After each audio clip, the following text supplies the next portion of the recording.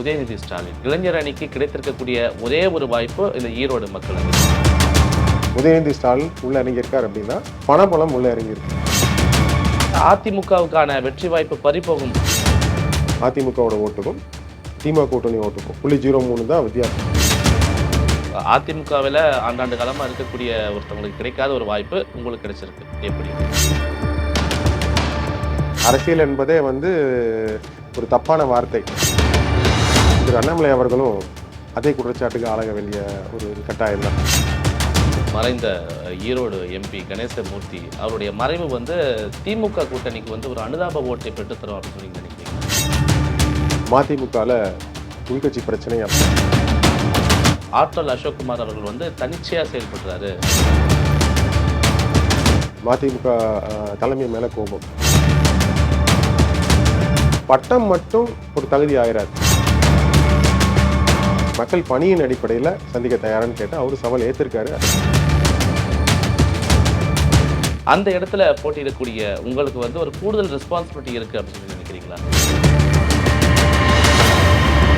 ஈரோடு தொகுதியில நான் வெற்றி பெற்றா இது எல்லாமே சீர்கேடான நிலைமையில இருக்கு. கண்டிப்பா என்னை ஜெயிக்க வைக்காங்கிற நம்பிக்கை இருக்குங்க.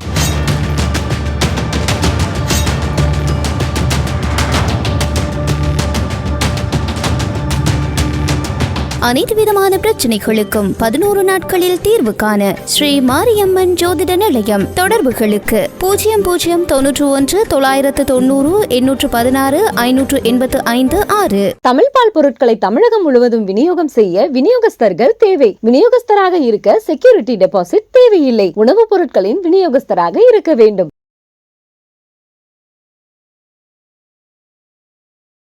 குமுதம் நேயர்களுக்கு வணக்கம். இன்று நாம் பார்க்க போகக்கூடிய சிறப்பு விருந்தினர் மக்களவை தேர்தலுக்கான வேட்புமனு தாக்கலுக்கு பிறகு பரபரப்பாக பேசப்பட்ட ஒரு நபர். ஆம், அதிமுகவினுடைய ஈரோடு மக்களவை தொகுதியினுடைய வேட்பாளர் ஆற்றல் அசோக்குமார் அவர்களை தான் நாம் இன்று பார்க்க போகிறோம். அவரிடம் கேட்பதற்கு நிறைய கேள்விகள் இருக்கிறது, கேட்கலாம். வணக்கம் சார். வணக்கங்க. யார் சார் இந்த ஆற்றல் அசோக்குமார்? வேட்புமனு தாக்கலுக்கு பிறகு மிகவும் பரபரப்பாக பேசப்படுகிறார். அவருடைய சொத்து மதிப்பு என்பது 583 கோடி ரூபாய் சொத்து மதிப்பை வேட்புமனு தாக்கலுடைய ஆவணங்கள்ல காட்டுறாரு. யார் இந்த அசோக்குமார், அவருடைய பின்னணி என்ன அப்படிங்கிறது மக்கள் தெரிஞ்சுக்க விரும்புறாங்க. அதாவது ஒரு மக்கள் இந்த அளவுக்கு பரபரப்பா பேசக்கூடிய சப்ஜெக்டே சொத்து மதிப்பு அப்படிங்கிறது ஒரு பக்கம் ஒரு நிகழ்ச்சியா இருந்தாலும் அது சரியானதல்ல. ஒரு மனிதனை பார்க்கும்போது அவங்க இந்த சமுதாயத்துக்கு என்ன செய்யறாங்க, பிற மனிதர்களுக்கு என்ன செய்யறாங்க அப்படிங்கிறது தான் முக்கியம்.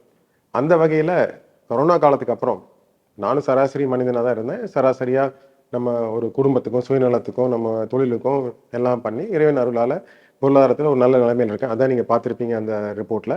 பட் அதை தாண்டி கொரோனா காலத்துக்கு அப்புறம் ஒரு 3 இயர்ஸ் 3 வருஷம் 3 ஆண்டு காலம் பார்த்தீங்கன்னா இந்த தொகுதியில், அது இது சொந்த ஊர் தொகுதினா சொந்த ஊர், இது பிறந்த ஊர், சொந்தக்காரங்க இருக்க ஊர், சமுதாயம் இருக்க ஊர் எல்லாம். இந்த ஊருக்கு பல நலத்திட்டங்கள் என்னால் ஒரு தனிப்பட்ட மனிதனை என்ன செய்ய முடியுமோ அது செஞ்சுட்டு இருக்கேன். ஸோ அதில் தான் என்னோட அறிமுகம். அதாவது தமிழ்நாட்டுக்கு வேணா இல்லை இந்தியாவுக்கு வேணா நம்ம வேட்புமனுவோட அஃபிடவிட் அறிமுகம் இருக்கலாம். ஆனா இந்த தொகுதி மக்களுக்கு என்னோட சேவை தான் அறிமுகம். அதான் நீங்க சொன்ன மாதிரி தான், வெறும் ஈரோடு மக்களவைக்கு மட்டும் தெரிந்த அசோக்குமார் அவர்கள் இந்த வேட்புமனு தாக்கலுக்கு பிறகு ஒட்டுமொத்த தமிழ்நாட்டுக்கும் இந்தியாவுக்கும் தெரியக்கூடிய ஒரு நபரா இருக்காரு.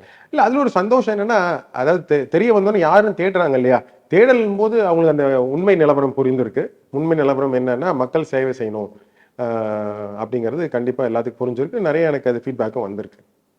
இப்போ அதிமுகவில் இணைந்த 4 மாதங்கள்ல மக்களவை தொகுதி வேட்பாளர், அதிமுகவில் ஆண்டாண்டு காலமா இருக்கக்கூடிய ஒருத்தவங்களுக்கு கிடைக்காத ஒரு வாய்ப்பு உங்களுக்கு கிடைச்சிருக்கு. எப்படி அது? அதிமுக பாத்தீங்கன்னா, அதாவது ஒரு மக்கள் நலன் அப்படிங்கிறது, அதாவது புரட்சித்தலைவர் எம்ஜிஆர் காலத்துல இருந்து அதுதான் இருக்கு. ஏன்னா அவர் எங்க பார்த்தாலும் ஒரு ஏழை மக்களாகட்டும், இல்லை வயதானவங்களாகட்டும், இல்லை குழந்தைகள் ஆகட்டும், பெண்கள் ஆகட்டும், எல்லாத்துக்குமே அவர் ஒரு விடியா இருந்தார். அது அப்படிதான் இருந்தார். சினிமாலையும் சரி, நிஜ வாழ்க்கையிலையும் சரி அப்படிதான் வந்துச்சு. அது அந்த வழியில அம்மாவும் அதே மாதிரி தான் பண்ணாங்க. ஏன்னா அவங்களுக்குன்னு பார்த்தா அவங்க குடும்பமே தமிழ்நாடு மக்கள் தான். ஸோ அந்த மாதிரி தான் இயக்கம் வந்துச்சு.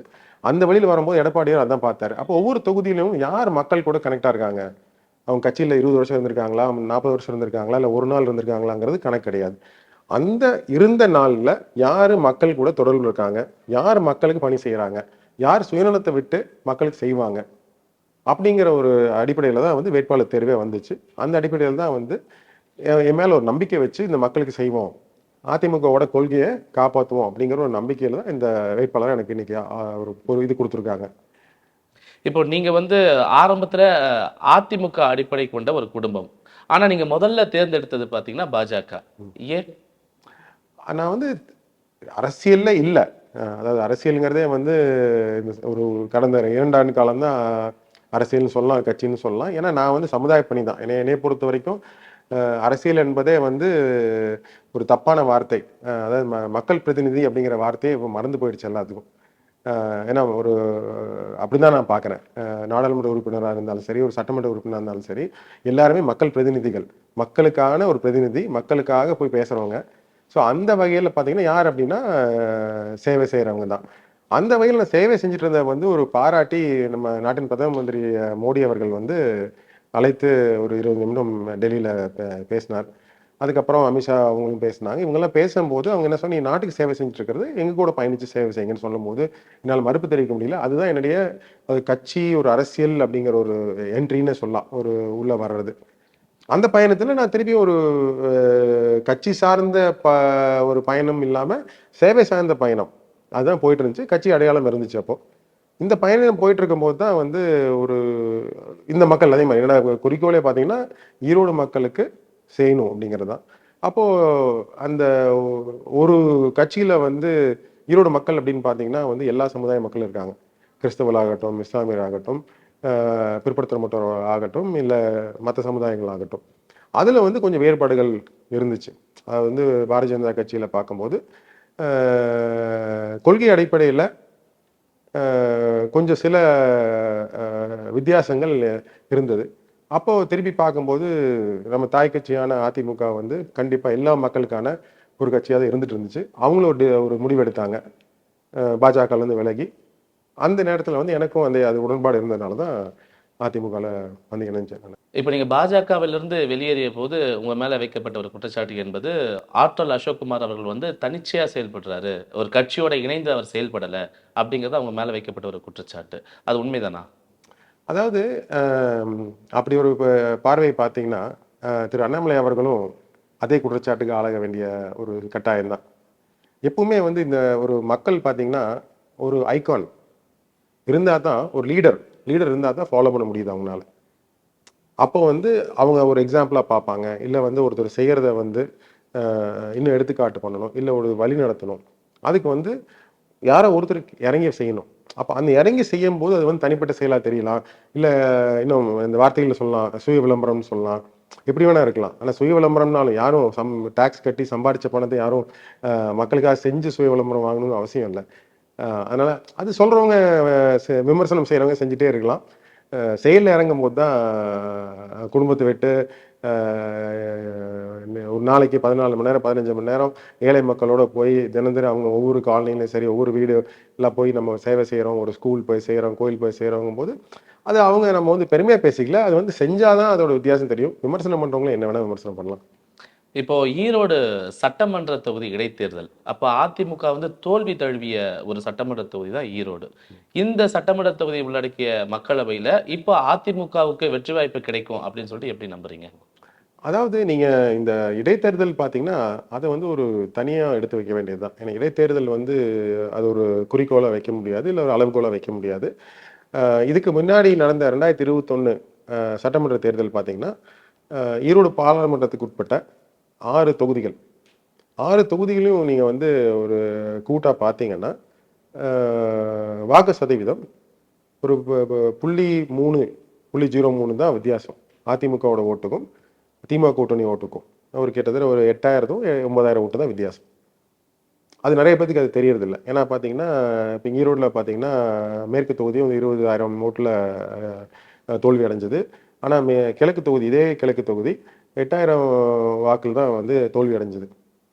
அதே வந்து குமாரபாளையம் தொகுதி பார்த்தீங்கன்னா 30,000க்கு மேற்பட்ட வாக்கில் வெற்றி அடைஞ்சது. மொடக்குறிச்சி பார்த்தீங்கன்னா 150 ஓட்டில் 160 ஓட்டில் வந்து வெற்றி அடைஞ்சது. காங்கேயமும் தாராபுரம் பார்த்தீங்கன்னா அதுவுமே வந்து 10,000 கீழே இருக்கிற ஓட்டில் தான் தோல்வி அடைஞ்சது. அப்போது ஒட்டுமொத்தமாக பார்க்கும்போது வித்தியாசம் வந்து ரொம்ப கம்மி. அதாவது நெக் டு நெக் தான் வந்து நான் 2021 2021 சட்டமன்ற தேர்தலில் அதிமுக ஓட்டு பார்த்தீங்கன்னா திமுக ஓட்டுக்கும் இதுக்கும் அப்படிதான் இருந்துச்சு.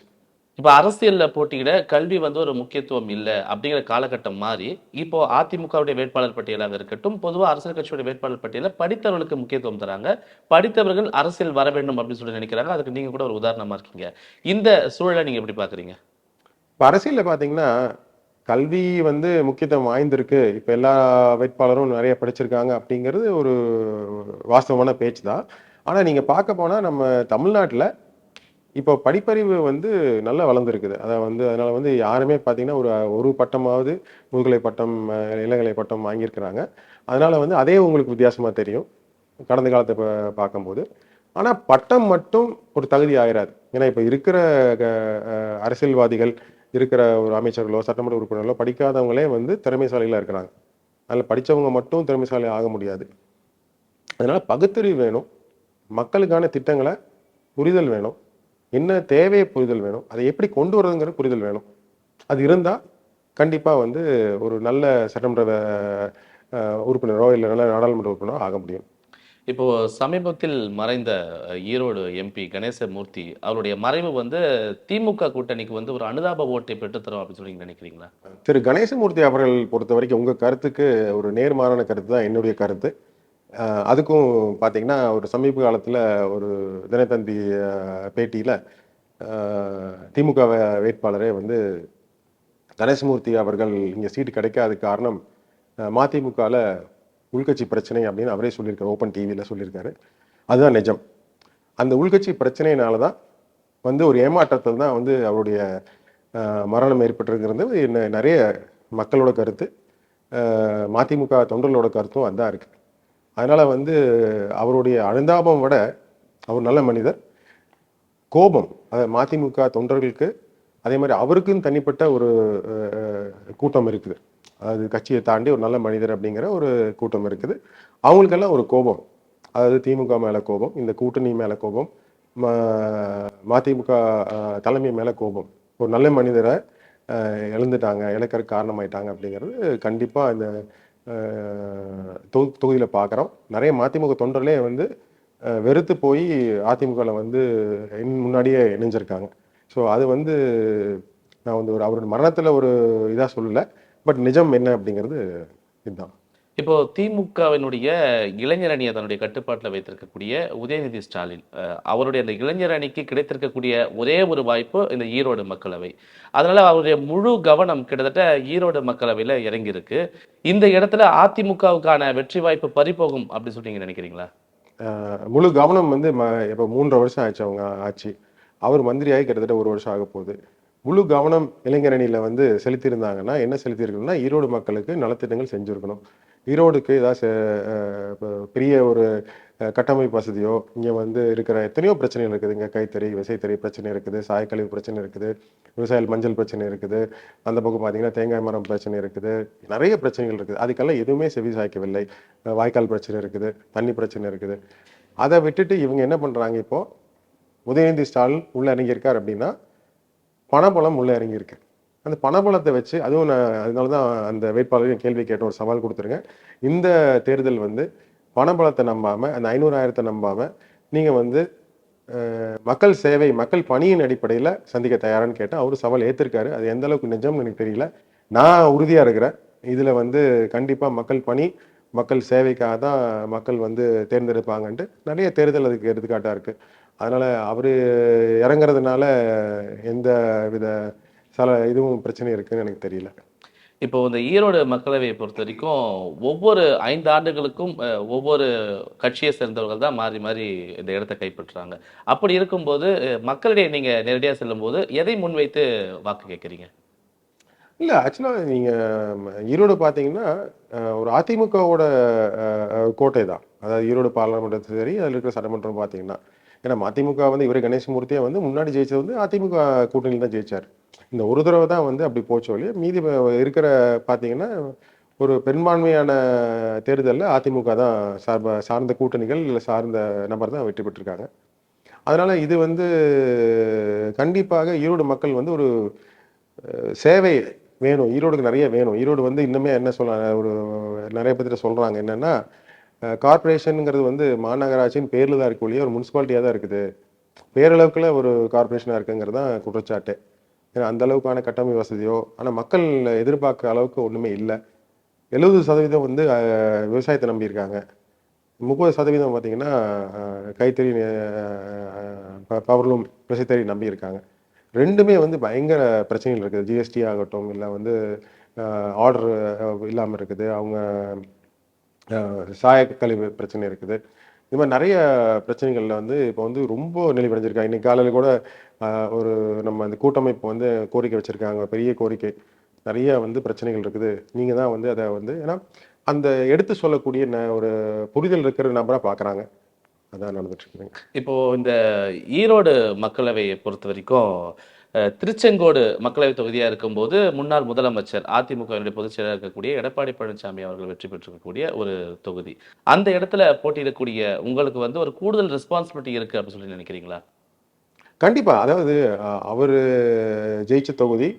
அதுக்கு முன்னாடி பார்த்தீங்கன்னா, அம்மா வந்து அவங்களுக்கு நேர்ந்த ஒரு அவமானத்தை வந்து பழி தீர்க்கும் வகைன்னு சொல்லக்கூடாது. இருந்தாலும் அந்த மாதிரி தான். அவங்க வந்து அதுக்கு வந்து ஒரு சரியான பாடம் புகட்ட வேண்டும் சொல்லி தான் எங்கள் தாயாரை நிறுத்தினாங்க. ஏன்னா ஒரு பெண்ணை இழிவுபடுத்தின நபரை ஒரு பெண்ணாலே வீழ்த்த வேண்டும் அப்படின்னு சொல்லி அவர் நிறுத்தினாங்க. நிறுத்தி நம்ம தமிழ்நாட்டிலே அதிக வாக்குகள் பெற்று ஜெயிச்சாங்க. ஸோ அதே வந்து ஒரு பெரிய ஒரு அளவுகோல். அதை தாண்டது. அடுத்தது நம்ம பொதுச் செயலாளர் இருக்காங்க. அதனால் கண்டிப்பாக அப்புறம் ஈரோடு பெரியார் மண் அப்படிங்கிற ஒரு பிம்பம் மேலே வச்சிருக்கிறாங்க. இதெல்லாம் பார்க்கும்போது கண்டிப்பாக ஈரோடுங்கிறது வந்து ஒரு ஒரு சாதாரண நாடாளுமன்ற தொகுதி கிடையாது. அதனால் அதுக்கான ப்ரெஷர் எல்லாம் இருக்குது. ஆனால் மக்கள் இது என்னதான் இருந்தாலும் மக்கள் இது எங்கள் ஊர், என் மக்கள் கண்டிப்பாக வந்து என்னை ஜெயிக்க வைக்காங்கிற நம்பிக்கை இருக்குங்க. இப்போ தமிழ்நாட்டில் நாங்கள் என்னென்ன செய்ய போகிறோம் அப்படிங்கிறத அதிமுக தேர்தல் அறிக்கையாக சொல்லிடுச்சு. நீங்களும் தனியாக சோஷியல் ஒர்க் நிறைய இந்த மக்களவையில் பண்ணிட்டு இருக்கீங்க. நீங்கள் போகும்போது ஈரோடு தொகுதியில் நான் வெற்றி பெற்றா ஈரோடை இப்படி மாற்றுவேன் அப்படின்னு சொல்லிட்டு கொடுக்கக்கூடிய வாக்குறுதிகள் என்ன? இது வந்து நம்ம இப்போ இருக்கிற அரசு வந்து எங்கள் வேலை ரொம்ப சுலபமாக்கிட்டாங்க. ஏன்னா நான் ஒன்றும் புதுசாக ஒன்றும் சொல்ல வேண்டியது, அவங்க அடிப்படை உரிமைகளே வந்து பறி போயிடுச்சு. நான் சொல்கிறதே என்னென்னா, உங்கள் உரிமைகள் இருக்க வீடு, ஒருத்தரோட உரிமை, குடிமகனோட உரிமை, விலைவாசி கட்டுப்படுத்தா இருக்கணும், இந்த விலைவாசி வந்து கட்டுக்குள்ளே இருக்கணும், அது அவங்களோட உரிமை. அரசாங்கத்தை எதிர்பார்க்கணும், அரசாங்கம் பண்ணி ஆகணும், அது அவங்களோட உரிமை. அது வந்து யாரும் சலுகை கிடையாது. வேலைவாய்ப்பு வசதி பண்ணி கொடுக்கணும், அது அவங்க உரிமை. சுகாதார வசதி பண்ணி கொடுக்கணும், எதுவுமே வந்து இல்லை. கட்டமைப்பு வசதி, இது எல்லாமே வந்து ஒரு சீர்கேடான நிலைமையில இருக்குது. அதனால் அடிப்படை உரிமைகளை மீட்டெடுத்து அந்த மக்களுக்கு கொடுத்தாவே அவங்க ரொம்ப சந்தோஷமாயிருவாங்க. அதுக்கு மேலே நம்ம வந்து ஒன்றும் அவங்க ஐஸ்கிரீம் கேட்கல, இல்லை இது கேட்கல. அவங்க கேட்கறது அடிப்படையான அவங்களோட உரிமை. எனக்கு வந்து வீடு வேணும், எனக்கு வந்து ஆஸ்பத்திரிக்கு போனால் எல்லா வசதியும் இருக்கணும், இல்லை நான் போய் படிக்க போனால் எனக்கு அதுக்கு தகுந்த கல்வி கிடைக்கணும், எனக்கு இப்போ பசங்க பிள்ளைங்களுக்கு வந்து வேலைவாய்ப்பு கிடைக்கணும், விலைவாசி வந்து எனக்கு வாங்குகிற சம்பளத்தில் என்னால் குடும்பத்தை ஓட்ட முடியணும். இதெல்லாம் வந்து ஒரு சாதாரண எதிர்பார்ப்புகள். இந்த எதிர்பார்ப்பு கூட வந்து இந்த அரசு வந்து எதுவும் செய்யாமல் இருக்கும்போது எங்களுடைய கோரிக்கை அப்படின்னா, இதை சரி செஞ்சாவே மக்கள் ரொம்ப சந்தோஷமாயிருவாங்க. அது மாதிரி ஒரு பரிதாப நிலை தான் இருக்குது இப்போ. உங்களுடைய பரபரப்பான தேர்தல் பிரச்சாரங்களுக்கு இடையே உங்களுடைய வாய்ப்பையும் நேரத்தையும் எங்களுக்கு வழங்கியதற்கு ரொம்ப நன்றி சார். நன்றிங்க. மீண்டும் ஒரு சிறப்பு விருந்தினரோட இது போன்ற ஒரு நல்ல நிகழ்ச்சியில சந்திப்போம். அதுவரை உங்களிடமிருந்து விடைபெறுவது நான் சிவா. அனைத்து விதமான பிரச்சனைகளுக்கும் 11 நாட்களில் தீர்வு காண ஸ்ரீ மாரியம்மன் ஜோதிட நிலையம். தொடர்புகளுக்கு 0091 990 816 585 6. தமிழ் பால் பொருட்களை தமிழகம் முழுவதும் விநியோகம் செய்ய விநியோகஸ்தர்கள் தேவை. விநியோகஸ்தராக இருக்க செக்யூரிட்டி டெபாசிட் தேவையில்லை. உணவுப் பொருட்களின் விநியோகஸ்தராக இருக்க வேண்டும்.